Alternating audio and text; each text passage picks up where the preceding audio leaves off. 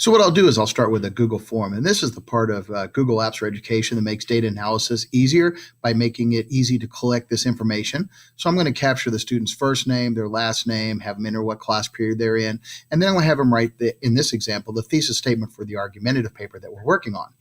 Then I'm going to get their answers, and over here, I'm going to evaluate them just by color coding them. Greens for the ones that nailed it. Yellows, like, hey, we're on the right path. We can do a little bit more to make them better. And then reds, it's like, okay, there's some fundamental things that we need to go back and reteach. Then I'm going to conference with the students, and I'm going to say, look, here's what you did really well. That's why I marked it a green. Hey, yellows, here, this is what you did well. What can we do to get it one step better? And then these red ones, then we want to start reteaching those fundamental pieces again. I'll push that Google form back out, collect another sample of their work, and then this set, I'm going to use the same color coding and evaluate their work. Once I've received 2, 3, 4 sets of submissions, whatever it might be, I'm going to sort that information by what class period they're in, by their last name, and then also by the timestamp.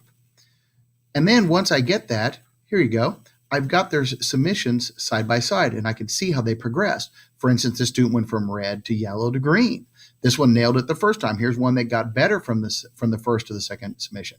So not only do I get to see how the students progressed over the course, but I can also then start looking at myself, saying, like, well, this one class had a lot of reds and yellows. What is different about it versus my other class that had a lot of yellows and greens? Maybe I had a lot of students that had reds and they went to greens. So what did I not do in the initial instruction that I did in conferencing that could have helped them get it the first time through? You know, the nice thing about this is quick, easy information to collect, and the information is relevant, and it helps not only my students, but it helps me help them succeed more.